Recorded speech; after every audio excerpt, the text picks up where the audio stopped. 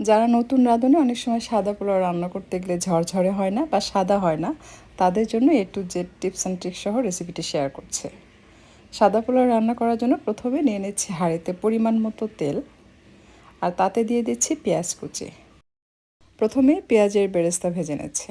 পেঁয়াজের বেরেস্তা ভাজা হয়ে আসলে তেল ঝরিয়ে উঠিয়ে আলাদা একটা পাত্রে রেখে দিতে হবে। এই সেম তেলে আমরা সাদা পোলাও রান্না করবো, এতে করে স্বাদটা ভালো আসবে। আপনি চাইলে কিন্তু এই তেলের সাথে ঘি মিক্স করে পোলাও রান্না করতে পারেন, তবে আজকে আমি ঘি একেবারে স্কিপ করেছি। পেঁয়াজ কিছুক্ষণ ভেজে নেওয়ার পর আস্ত কয়েকটা কাঁচামরিচ মাঝখান থেকে ভেঙে দিয়েছি এবং দিয়ে দিলাম গরম মশলা। প্রথমে জয়ত্রী ফুল ভেঙে দিলাম, এরপর দালচিনি, সাদা এলাচ, কালো এলাচ, লং, কালো গোলমরিচ সব কিছু দিয়ে ভেজে নেওয়ার পর অ্যাড করে দিচ্ছি আদা রসুন বাটা। যখন পেঁয়াজ গোল্ডেন হবে হবে ভাব, সেই পর্যায়ে অ্যাড করতে হবে আদা রসুন বাটা। আদা রসুন বাটা দিয়ে কিছুক্ষণ ভেজে নেওয়ার পর অ্যাড করলাম পোলার চাল। আমি এখানে পোলার চাল অ্যাড করেছি 3 কাপ। এটাকে 10 থেকে 12 মিনিট অথবা 14 মিনিট আপনি ভেজে নেবেন। এটা যত ভালোভাবে ভাজা হবে আপনার পোলাওটা তত ভালো হবে, আর এটা স্বাদটাও খুবই ভালো আসবে। কমপক্ষে 14 মিনিট আপনি ভেজে নেবেন, তাহলে দেখবেন খুব ভালোভাবে ভাজা হবে। এরপর অ্যাড করতে হবে পানি। 3 কাপ চালের জন্য আমি 6 কাপ পানি অ্যাড করেছি, কারণ এটা হচ্ছে আপনার 1 কেজির কম, অর্থাৎ 700 সাড়ে 700 ml মতো হবে। স্বাদ মতো লবণ, আর দিয়ে দিচ্ছি লেবুর রস। এই লেবুর রস দেওয়াতে কিন্তু আপনার সাদা পোলাওটা সাদাও হবে, আবার ঝরঝরেও হবে। আরেকটা বিষয়, সেটা হচ্ছে পেঁয়াজ বেরেস্তা করে আপনি সাদা পোলাও রান্না করতে যাবেন না, তাহলে কিন্তু সাদা পোলাও সাদা না হয়ে একটু লালচে হবে। অ্যাড করে দিলাম গুঁড়া দুধ। আপনি চাইলে এখানে গুঁড়া দুধের পরিবর্তে তরল দুধ হয়ে ইউজ করতে পারেন, তবে সেক্ষেত্রে যদি 1 কাপ তরল দুধ দেন, পানি কিন্তু 6 কাপ না দিয়ে 5 কাপ পানি দিতে হবে, 1 কাপ তরল দুধ দিতে হবে। এভাবে রান্না করতে হবে, অথবা তরল দুধ গুঁড়া দুধ ছাড়াও এটা রান্না করা যায়, তারপরেও কিন্তু সাদা ধবধবে হবে লেবুর রস ব্যবহার করার ফলে। আর পানি যেহেতু কম চাল, সো দ্বিগুণই দিতে হবে যদি প্যাকেটের চাল হয়।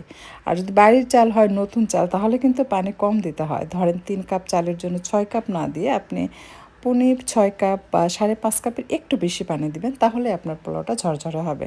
আর প্যাকেটের যদি কেনা চাল হয়, তাহলে জেনে রাখবেন যে 1 কেজির নিচে বা 2 কেজি পর্যন্ত ডাবল পানি দিয়ে রান্না করতে হয়। যদি 3 কেজি হয়, মানে যত বেশি আপনি চাল দিবেন তখন পানি দ্বিগুণ না হয়ে কম অ্যাড করতে হয় আর কি। এভাবে পোলাওর চালটা রান্না করলে পোলাও ঝরঝরে হয়। আর যখন পানি টেনে যাবে, দমে বসানোর আগে অ্যাড করেছি কাঁচামরিচ, বাদাম কুচি, কিশমিশ, আলু বোখারা, সামান্য কেওড়া জল আর গোলাপ জল। কাঠবাদাম কুচি অ্যাড করলে কি হয়, এই যে আমি এত কিছু অ্যাড করেছি, এতে করে এই পোলাওটা একদম স্পেশাল হয়ে যায়, আর এটা খেতেও কিন্তু খুবই ভালো লাগে। এই পর্যায়ে যে ঘি অ্যাড করতেই হবে স্পেশাল পোলাও রান্নার জন্য, বিষয়টা এরকম না। যখন আপনি এটা মিক্স করে চুলা থেকে নামাবেন, নামানোর পর জাস্ট ঘি অ্যাড করে ছড়িয়ে মিক্স করে পরিবেশন করবেন, তাহলে ঘিয়ের ফ্রেশ ফ্লেভার পাওয়া যায়। ওইটা অবশ্য আমি ভিডিওতে দেখানো হয় নাই, তবে যখন আপনারা রান্না করে সার্ভ করবেন এভাবে রান্না করবেন। আরেকটা বিষয়, যে এইভাবে উল্টিয়ে পাল্টিয়ে মিক্স করার পর আর দমে রাখা যাবে না, সাথে সাথে চুলা থেকে নামিয়ে সার্ভিং ডিশে ঢেলে সার্ভ করবেন। তা না হলে এইরকম মিক্স করার পর যদি আরও কিছু সময় ধরে উল্টিয়ে পাল্টিয়ে মিক্স করেন এবং দমে বসিয়ে রাখেন, তাহলে কি হবে, আস্তে আস্তে পেঁয়াজের বেরেস্তার যে কালার, সেটা পোলাওয়ের সাথে মিক্স হতে থাকে। তখনও কিন্তু আবার কি হয়, যে আপনার পোলাও সাদা না হয়ে একটু লালচে হয়। তো এই টিপসগুলো যদি ফলো করেন, তাহলে কিন্তু আপনার রাইস মানে পোলাওটা একদম পারফেক্ট হবে, ঝরঝরে হবে, সাদা হবে।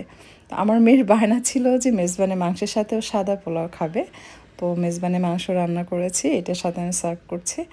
মেজবানি মাংস আমি বেশ কয়েকবার রান্না করেছি, বাট আমি দেখেছি যে অল্প মাংস দিয়ে মেজবানি রান্না করলে অথেন্টিক স্বাদ পাওয়া যায় না। আমি যতবারই বেশি মাংস দিয়ে এই মেজবানিটা করেছি রান্না, ততবারই খেতে এতটাই মজা হয়েছে যে স্বাদ আমি এখনও ভুলতে পারি না। তাই বারবার এটাই রান্না করে খেতে মন চায়।